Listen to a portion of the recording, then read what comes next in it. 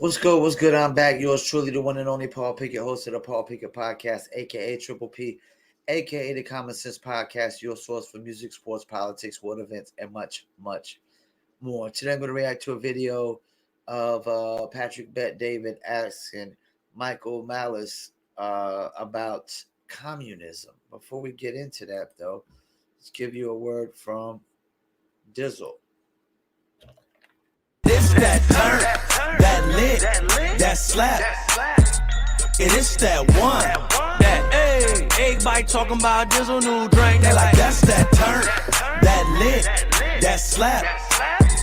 It is that one, that everybody talking about Dizzle new drink. They like you can Dizzle too. Dizzle is a premium luxury liqueur mixed with agave, tequila, French cognac, and orange liquor mango mix.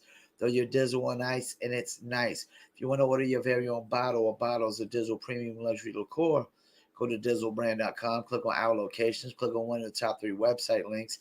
I recommend Emilio's Beverage. Below that is locations in California, Oklahoma, Kansas, and Arkansas. Also, the Dizzle brand merch, hats, t-shirts, hoodies, and more. Go to dizzlebrand.com, click on merchandise store, or go to etsy.com, search for Dizzle brand or or etsy.com/shop/Dizzle brand. That's etsy.com/shop/Dizzle brand. All right, let's get into it. That's the point of this book. Okay, tell us about it. Well, it's really bad. The point of writing The White Pill, and this has nothing to do with anarchism at all. The White Pill. The book. The point of The White Pill is I was kind of disquieted, being born in the former Soviet Union, to what extent it has been almost being forgotten. And this is something that ended in our lifetime, the lifetime of everyone here, and probably the vast majority of people listening as well. And what people went through for decades on the far side of the Iron Curtain was disturbing and also so hard for us to wrap our heads around. I don't know if any of you have diabetes. I don't, right? If someone tried to tell you what it's like living with diabetes, it's going to be very different from actually living it, right? We can wrap our heads around, okay, I can't have candy. Are there other health externalities? Can I exercise? Maybe if I'm going to take a marathon, I'm going to have to do certain things. We're still not going to get there intellectually unless you live it. So we can maybe understand, okay, I'm in school, I'm taught certain things, or someone's listening to me on the phone, or people get arrested and you're powerless to do anything about it. We can maybe understand each of those elements individually. But in terms of understanding that pervasive atmosphere, the tagline of the book, let me get the exact quote. When Rand was testifying in front of Congress, she said, it's almost impossible to convey to a free people what it's like to live in a totalitarian dictatorship. So I tried to explain throughout the course of this book just what it was like. And even I don't really understand it. My protege was just in Prague. They have something there called the Museum of Communism.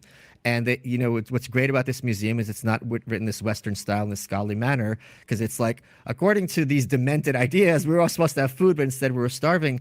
And when he sent me all the photos of the captions, because I wanted to quote one for the book, it made me appreciate for the first time what it was like for my family, in the sense of totalitarianism. This is a stupid pun, but it's not a pun, but it means total. So it's everywhere. There's nowhere to go from the moment you're born till the time you die, and you're told you can't leave. So let's suppose there's a politician you hate, or you hate politics. You hear that? You're told you can't leave. You can't leave. But you could be born in one state and move to the next in the United States, and move to the next, and move to the next. So born in one city and move to the next. But in communism, you're told you can't leave. Let's keep it moving. In general, you hate Trump, you think Biden's a fool. You can watch sports, you can listen to music, you can read books, historical books or contemporary books. Yes, there's trying to put politics into everything, but there's certainly very many venues where you could. And he's right about that too. They're trying to put politics to everything, because they're putting it in sports like crazy.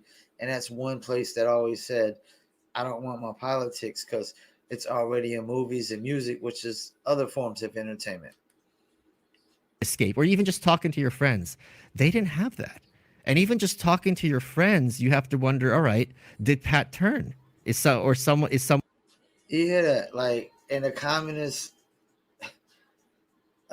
system, you got to worry about if you tell your friends something, are they going to go and tell the communist dictators? And if they tell them, you're more likely to disappear off the face of the earth or into some prison forever. Did someone get to him, or is he just doing this for status, for money? So that kind of sense of having something, the government and that ideology govern every aspect of your life, is something that I think is important for those of us who love any semblance of freedom, Republican or Democrat, to appreciate. So if you like this clip and you want to watch another one, Like, think about what he's saying. Like, I remember a time in America, nobody was openly saying "fuck the president." Now everybody's like "fuck Trump, fuck Biden."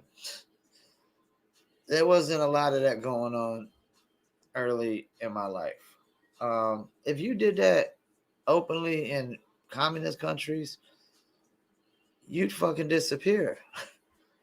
You'd fucking disappear. And the fact that I couldn't sit there and tell one of my friends, "Hey, fuck Trump or fuck Biden," and I got to worry about they might tell one of them and I might disappear or off the face of the earth, or I might end up in a prison. I mean, that's crazy. Just thinking about like somebody dictating every single aspect of your life. Because if I'm not mistaken, communist country, it isn't no a bunch of religions. It isn't freedom of religion because they wouldn't. You see what's going on with the Uyghurs? Those are like Asian Muslims, if I'm not mistaken. So that's not, religion isn't just open grounds or whatever.